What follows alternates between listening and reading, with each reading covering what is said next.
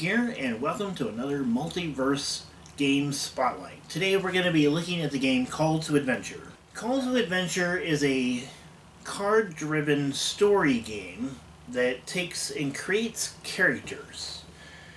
You are given an origin, a motivation, and a destiny, and you're trying to achieve the goals of your destiny by completing actions or gaining traits from the field. The game can be played from 1 to 4 players. Today we're going to be playing as a 2-player game. I'm going to be showing some rules, I'm going to be doing a little bit of setup, and then we're going to play a game. The solo option actually uses a few extra cards that we will not be using today. The game uses runes instead of dice in order to determine success and failure on actions.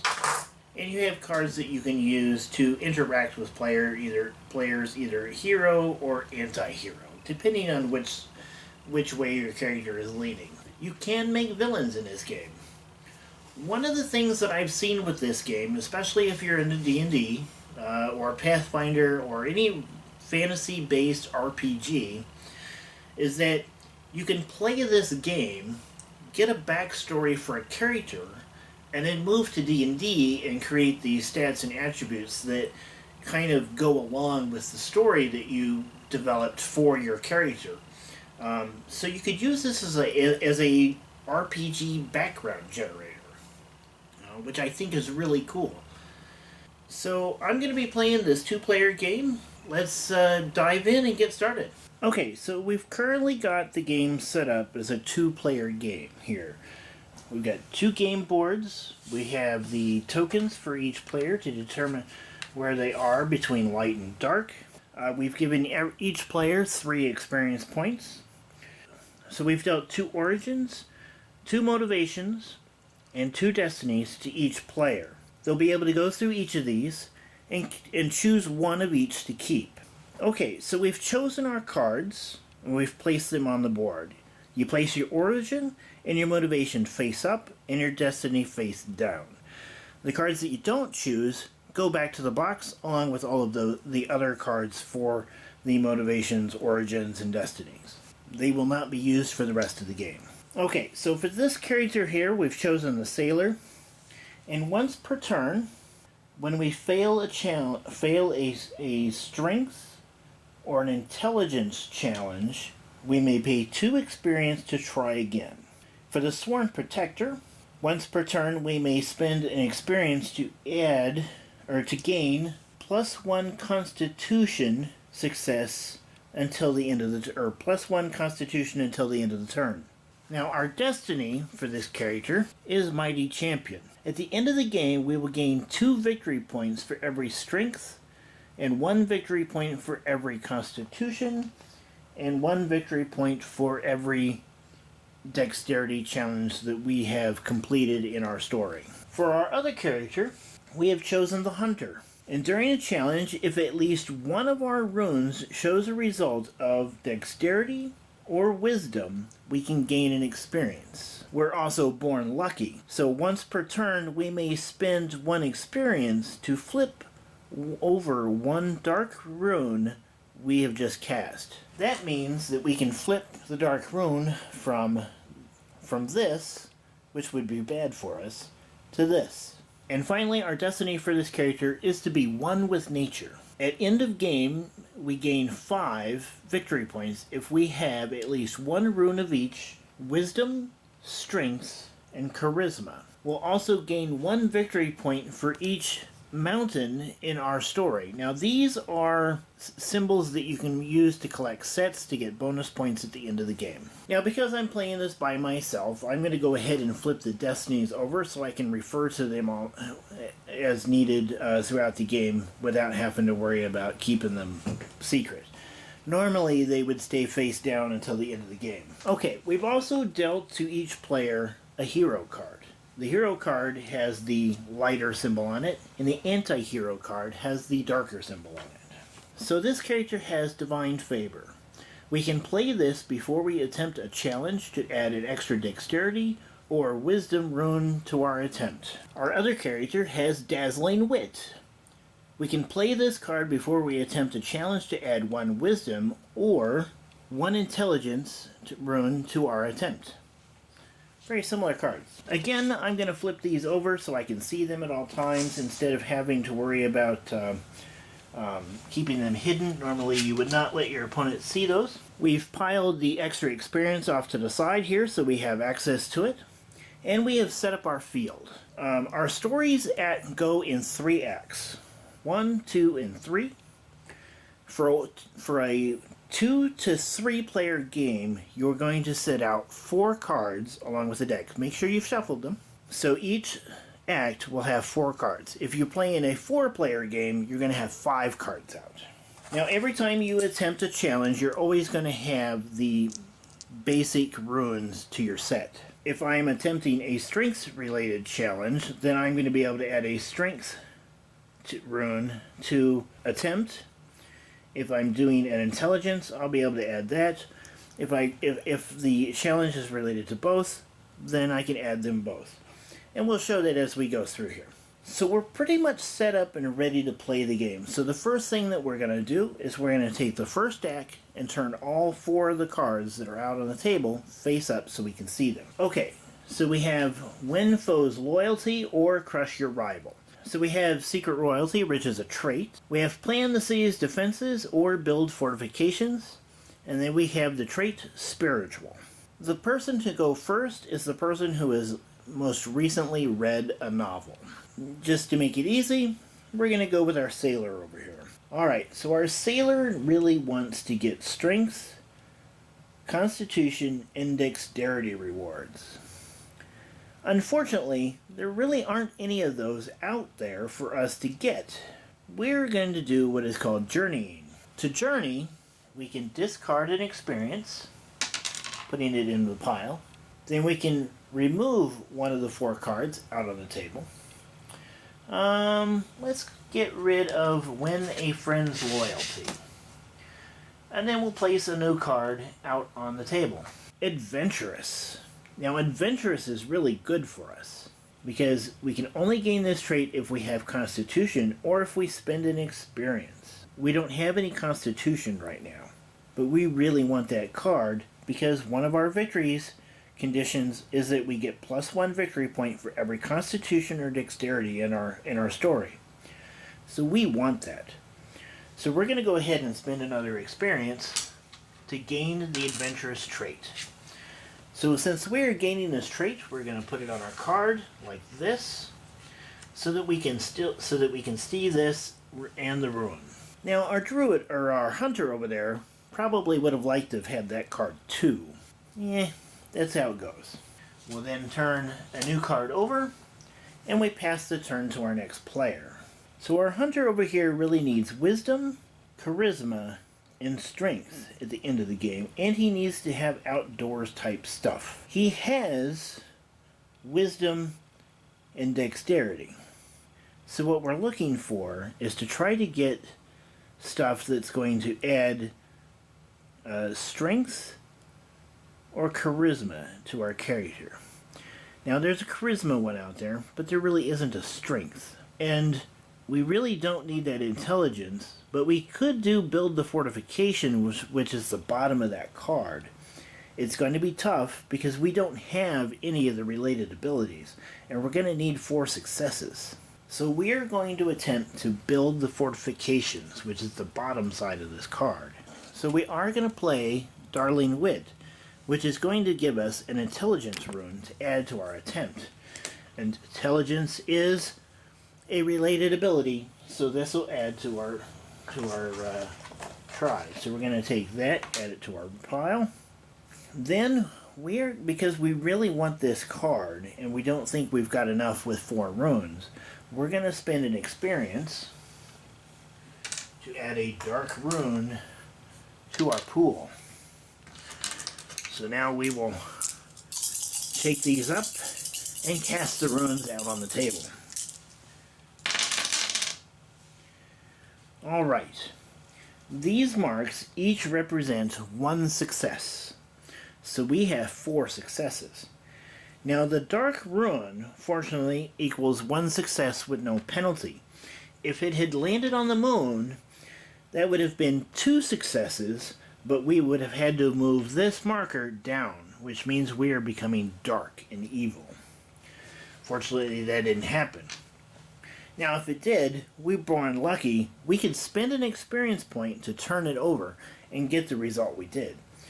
So with 4 successes, we have succeeded at building the fortifications.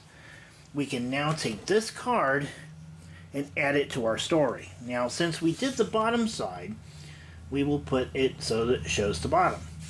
Now, this also has this symbol, which means we get to draw a hero card and add it to our hand, which we got Narrow Escape. We can play this before we attempt a challenge to add Dexterity or Constitution rune to our attempt. It's a good card to have since we've used Dazzling Wit. Now, we want to hold on to this in a discard pile because this is worth victory points at the end of the game. And then a new card comes out. Now, we will continue going through this back and forth until somebody has 3 cards underneath their origin. The first player to have 3 cards under their origin. So once you've gotten to where you have 3 cards underneath of your origin, you are done with Act 1 and you can no longer gain traits or attempt challenges in Act 1. On the start of your next turn, you will flip over all the cards on Act 2 and begin playing those. You can either gain those traits or do those challenges. They're more difficult. And then once you have 3 cards underneath of your motivation, then you will move on to Act 3, and that is your destiny. Once one player has 3 cards underneath all 3, the game ends. The rest of the players will get 1 turn to finish the game. After that, we add up the points. So I'm going to play the game here. I'll do it as a time lapse and kind of speed things up, and then we'll see how the score comes out at the end.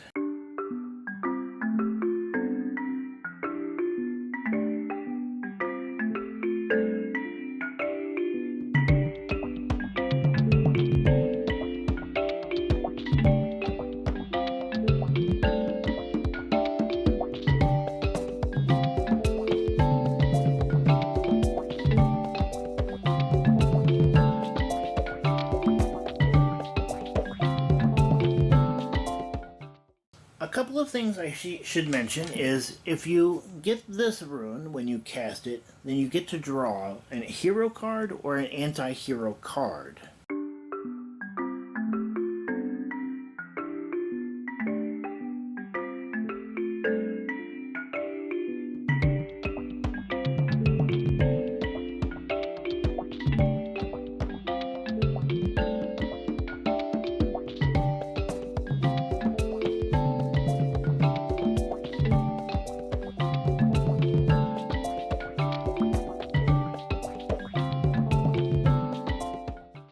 Okay, so we've gotten to the point where the hunter has 3 cards out underneath of their origin.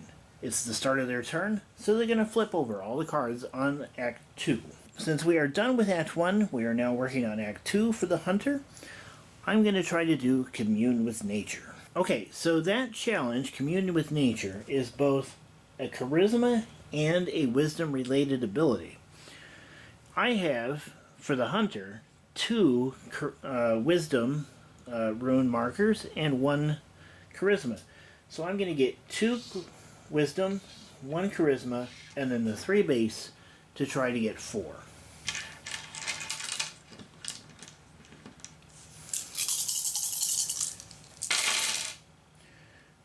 Two, 3, 4, and 5, and we get to draw a card.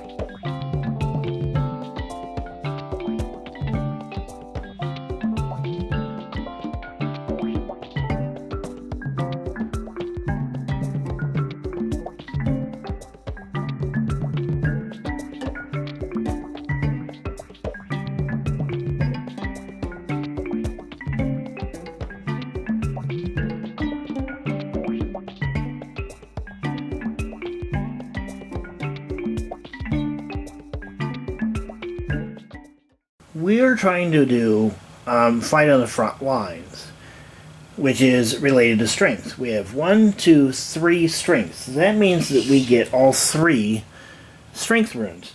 Now, this rune came up while we were playing. So, what this means is we can gain an experience point. Unfortunately, it doesn't count as successes, so we don't have enough. We did, however, we were, however, able to draw a hero card.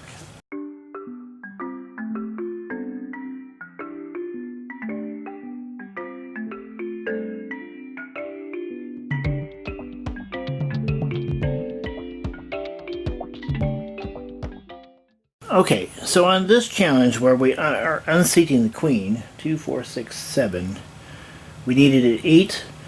We got 9 because this was cast. But we go down 1 on the track. Fortunately, we're pretty high up, so it's not going to hurt us all that much.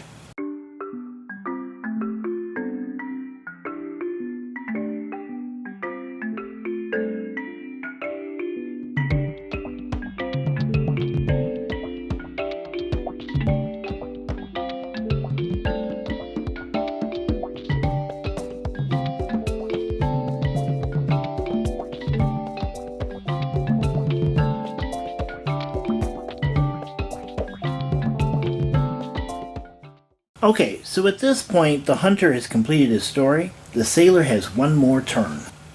The sailor isn't really liking any of the cards that are out there, because it really isn't helping him too much. Although, if he disarmed deadly traps, he might be able to do that one. But he really doesn't have a whole lot of dexterity. He's got 2, so that helps. He's got 2 dexterity.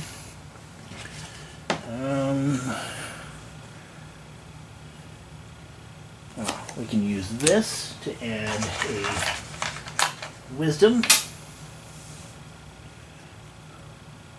And that is it. So this is our last turn. Let's see if we can get that. We need 6. 2, 4, 6, 7. We did it.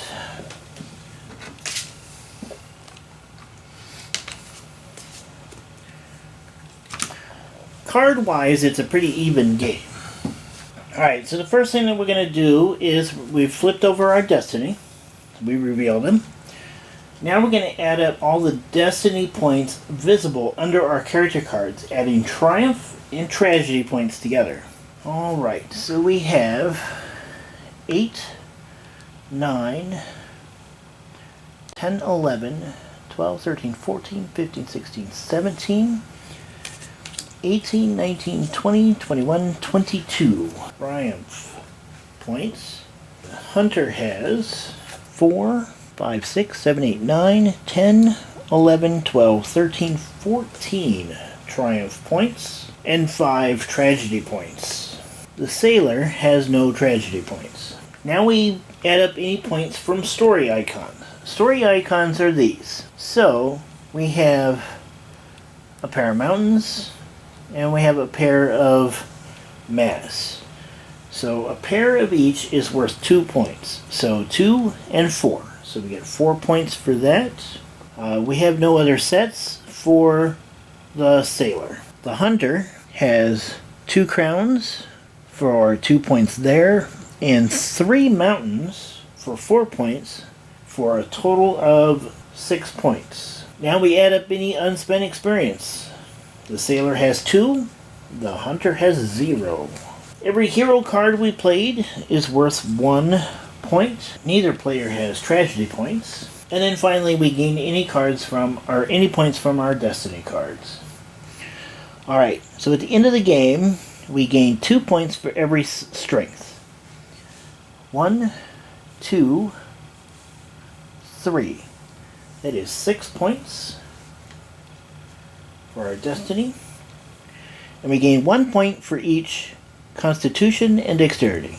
So 1, 2, 3, 4, 5. So our sailor is going to have a total of 11 points from a destiny card. The hunter, on the other hand, gets 5 points if they have a wisdom, a strength, and a charisma. We have wisdom, we have strength, and we have charisma, so that's 5 points. And then we get 1 point for each mountain. So we have 1, 2, 3. For a total of 8 points. And our final score comes out to the sailor has 39 points and the hunter has 37. Pretty close game. Alright folks, so there you have it. There is Call to Adventure. I hope you enjoyed the game. We do have some copies for sale here in the store, and we also have a demo copy in our library if you ever want to come in and give it a try. So that's all the time we have for this episode. I hope you enjoyed it. If you did, please hit the like button down below. If you'd like to see more, hit the subscribe button. And until next time, you guys have a good one. Goodbye.